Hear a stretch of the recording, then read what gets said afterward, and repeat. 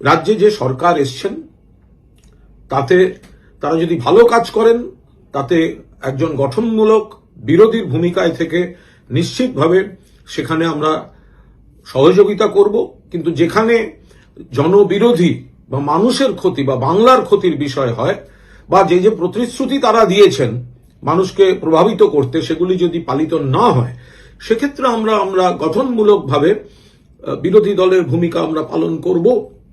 পাশাপাশি একটা কথা বলবো, বেলেঘাটা জুড়ে অন্যান্য আরো অনেক জায়গা থেকে খবর আসছে, আমি বেলেঘাটার কথা বলছি। অতি উৎসাহী বিজেপি কর্মীদের লাগাম ছাড়া সন্ত্রাসের খবর আসছে। একটি মৃত্যুর খবর এসছে, তার বিস্তারিত নেওয়া হচ্ছে ৩৫ নম্বর ওয়ার্ডে। ৫৭ নম্বর ওয়ার্ডে ব্যাপক ভাঙচুর, দোকান দখল, মানুষের ঘর থেকে বার করে দেওয়া, এগুলো চলছে। ৩৩ নম্বর ওয়ার্ডে পবিত্র বিশ্বাসের পার্টি অফিসে হামলা করে নৃশংসভাবে পবিত্রবাবুকে মারা হয়েছে। ৩০ নম্বর ওয়ার্ডে ভাঙচুর চলছে। ২৮-এ দু একজন একটু ওড়ার চেষ্টা করেছেন।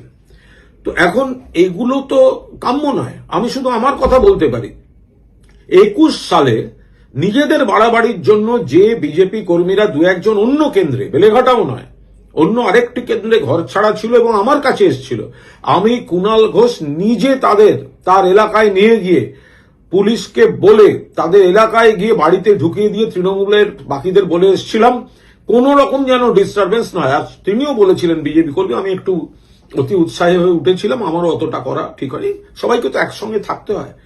তো ফলে আমি সেরম একটি লোক যে আজকে বেলেঘাটা বিধানসভায় আমি বিধায়ক নির্বাচিত হয়েছি, তো এখন সেখানে সেই বেলেঘাটা বিধানসভায় কেন আপনারা হামলা করছেন বিজেপি? আমি কোনো হামলা বা অন্যায়কে কোনোদিন প্রশ্রয় দিয়েছি? কেউ বলবেন না। অন্য দলের যারা যখন আসছেন তাদের সহযোগিতা করে, তাহলে আমাদের কর্মী, পার্টি অফিস, সংগঠক, এখন আপনারা জিতেছেন, নিশ্চয়ই জিতেছেন, সেই জেতা নিয়ে রাজনৈতিক যে বিতর্ক আছে বা পার্টির অভিযোগ আছে সেটা আলাদা পার্ট। আপনারা দেখছেন আপনারা জিতেছেন, তার মানে এই নয় যে কেন্দ্রে আপনারা হেরেছেন সেখানে গিয়ে আপনারা এই হামলাগুলি করবেন। আমি আপনাদের অনুরোধ করছি যে দেখুন, একদিনের নয় রাজনীতিটা, একটা ভোটেরও ব্যাপার নয়। তো আসুন সবাই মিলে করি। মানুষ আমাকে সুযোগ দিয়েছেন, আমি জিতেছি। কাল যারা গন্ডগোল করছিলেন আমার কাউন্টিং এর ওখানে, সে বিস্তারিত যাচ্ছি না, তারাও শেষে করমর্দন করে বলে গেলেন দিনের শেষে আপনি বিধায়ক, আমাদের সব যোগাযোগ থাকবে। আমিও সেটা খোলা মনে গ্রহণ করছি। কিন্তু এইভাবে বেলেঘাটার বিভিন্ন কেন্দ্রে, ওয়ার্ডে যে হামলা, একটি প্রাণহানির ঘটনাও ঘটে গিয়েছে, তার বিস্তারিত পুলিশ জানাবে। আর আমি তার সমস্ত জায়গাটা যোগাযোগ রাখছি।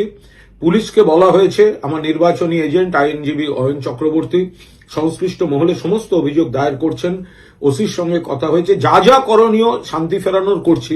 কিন্তু বিজেপিকে বলছি, গতবার যে ব্যক্তি আপনাদের ঘরছাড়াদের নিজে দাঁড়িয়ে থেকে বাড়ি ফিরিয়েছে, এবার আমার ভোটের আগে আমাদের ছেলেরা অতি উৎসাহে কাজ করলে সিপিএম এর পোস্টারের উপর পোস্টার মারলে আমি দাঁড়িয়ে আমার নিজের পোস্টার ছেড়ে দিয়েছি।